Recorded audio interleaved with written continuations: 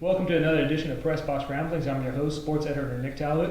Today I'm going to be joined by Clay Wittington. We're going to break down the Copperas Cove versus Waco matchup that takes place on Friday, and then Alex Byington is going to join me. We're going to break down the Harker Heights versus Round Rock match that's going to take place at the Leo Buckley Stadium on Thursday.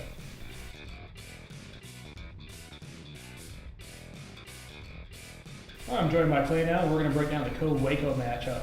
Obviously a big rivalry the last few years, probably the last several years. What does Cove need to do well that they did well last week? It's really going to make them be able to take this game from Waco. Yeah, well, obviously last week they just rode Andres King 250 yards and a touchdown, and I'm expecting they'll do more of the same. They tried to kind of mix it up with the pass, and it just wasn't working for them last week against A&M Consolidated. So I expect them to kind of return more to the ground game this week. All right, that's of course what Cove's bread and butter has been for years and years now.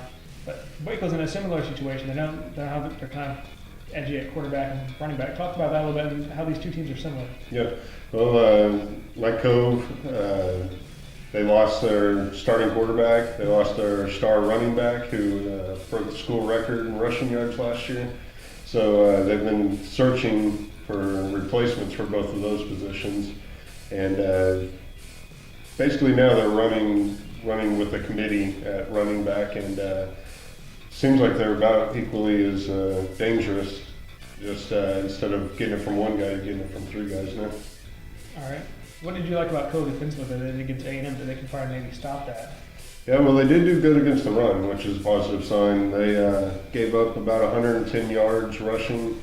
One of them was on a 45-yard run, so take that away, and they did fairly decent. Where they got caught was against the pass. They gave up a lot of big passes, and then special teams, their punting average was somewhere around 25 yards, so obviously they were in bad field position every time.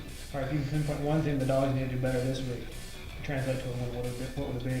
I would say they'd have to improve that pass defense. They just let too many guys get behind defenders and blow up for big plays, and it hurt them over and over again. All right, don't forget to check out that game. We'll have video from that night at kdhpressbox.com.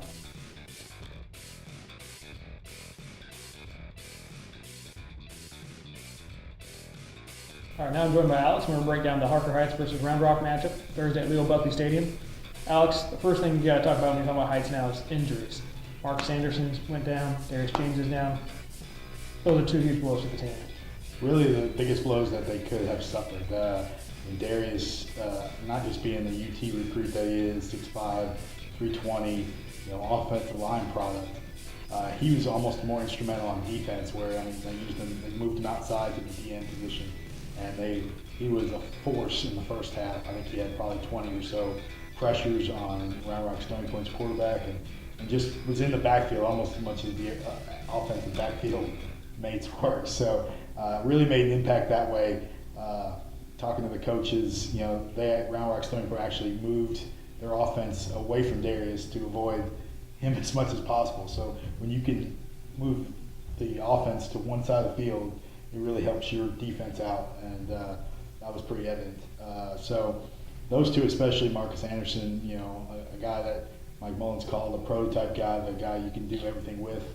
He's still going to be out for a couple more weeks, has a boot on from a broken left leg. So without those guys, it's kind of, they're searching for answers right now. All right. That said, how are they going to attack Round Rock this week with, their center and their running back out? How are they going to do it? I mean, they have other options, but they're not as experienced. I think the only guy that played varsity offense last year is now their center, converted left tackle, Jake Miller. The rest are all new outside of this first game. So, but they have two good, quick quarterbacks in Damian May and Troy Smith, who are athletic. If they can get open, and it looks like Round Rock is kind of susceptible to the run from the quarterback position. They gave up almost 100 yards to Temple quarterback Zach Allen, who's going to Syracuse. So if they can use their two guys plus their couple of the running backs they have to rush the ball and kind of make some things happen that way, then maybe they can stay with them. All right, what else is going to be key in this game for Harker Heights to be able to do? Obviously, they only scored 3 points last week, but they gave up 18 as well. I mean, and that was more or less because the defense was on the field for, most of that game because offense was doing a lot of 3 and out. So if the offense can move the sticks a little bit and give the defense some time to rest, that defense is pretty elite. So if they can maybe give them more time, that defense can shut some teams down. And if that happens, maybe they're in there, a touchdown to go. Really, Heights was in that game up till about 6-minute mark of the fourth quarter, and then they had a pick six and another, that really kind of sealed the deal for them. So if they can stay close, make something happen, it could be a game. So mistake-free football should be key for them. Yeah, that's kind of hard to do sometimes. So especially when you got so many young guys. So but if they can avoid the mistakes, that's the way to do it. All right, don't forget to check out that game on KDHPressbox.com on Thursday. We'll have complete video.